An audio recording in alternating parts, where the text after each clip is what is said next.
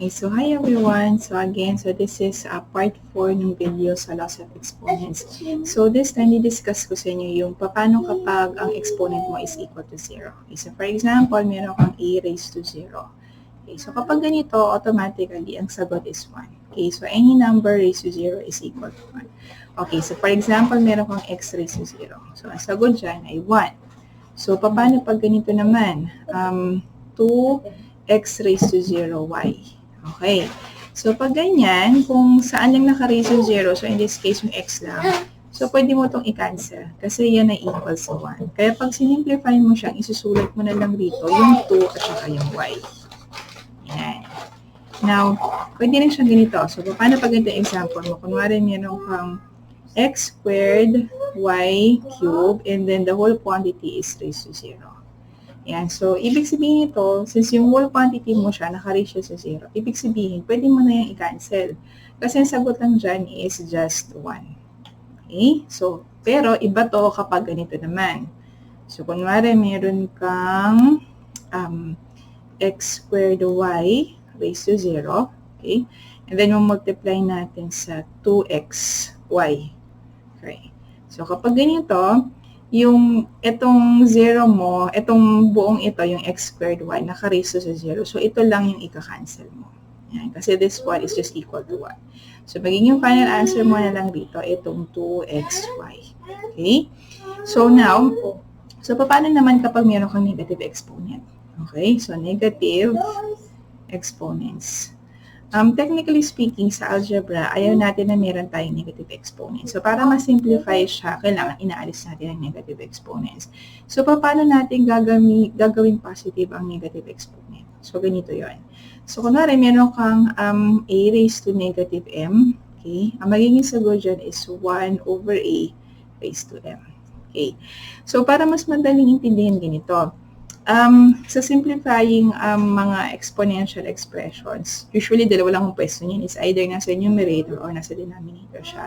So, ang shortcut na ginagawa ko ganito, kapag yung negative exponent is nasa numerator, ilalagay ko siya sa denominator and then gagawin ko siyang positive sign.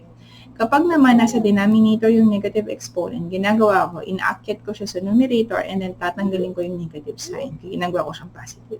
So, para mas ma-explain ko pa yun. Okay, so, pakita ko sa inyo ganito. Okay, so, kunwari, meron akong x raised to negative 2.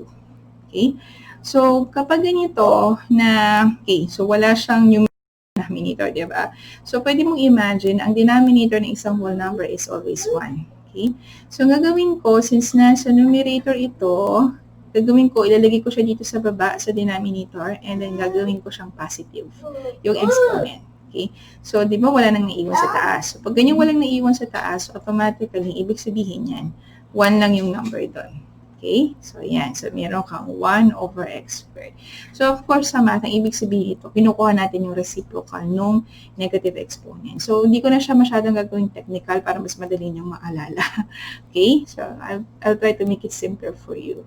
Okay, so another one. So, kunwari, meron ka naman, let's say, x raised to negative 3 over y raised to negative 2. Okay, so pareho silang negative exponent. So, paano natin silang gagawing positive? Okay, so ang secret lang dyan, pagpilipatin lang sila ng pwesto. Okay, so itong x ilalagay natin sa baba, sa denominator, and then gagawin natin positive yung negative 3. Ayan. Tapos yung y, since nasa denominator siya, ilalagay natin siya sa numerator, and then papalitan natin yung negative 2 ng positive 2.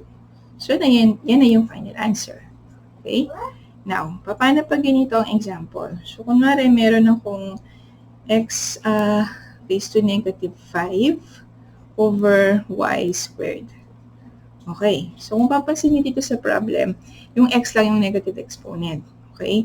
So, pag ganito, huwag niyong gagalawin yung merong positive exponent. So, itong si y squared, positive na siya dito sa denominator. So, let it stay there. Okay? So, kukopihin niyo lang siya dyan. Okay? And then, itong x raised to negative 5, okay, ito yung ililipat mo dito sa denominator, and then gagawin mo siyang positive. Ayan. So, walang naiwan sa taas, di ba? So, ibig sabihin ito, ang lalagay natin is 1. Ayan. So, ito yung final answer. Ayan, 1 over x raised to 5y squared. Okay, so I'll give you another example. Okay, so paano kapag ganito? So, kunwari meron kang x squared y raised to negative 5 z raised to negative 2. Okay, so yan.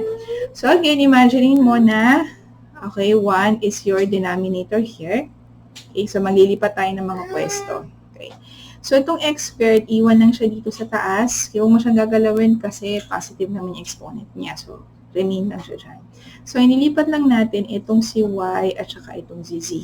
Okay? So, si y, nilipat natin sa baba. So, magiging y and then, change natin yung exponent na negative into positive. And then, yung z, lilipat din natin sa baba. So, yung negative 2, gagawin natin positive 2. So, ito na yung final answer. So, x squared over y raised to 5 z squared. Okay? So, ganun po gagawin na positive ang isang negative exponent. So, sa susunod ko na video, ipapakita ko na sa inyo yung magkakasama ng mga rules. So, paano tayo mag-simplify ng exponential expressions.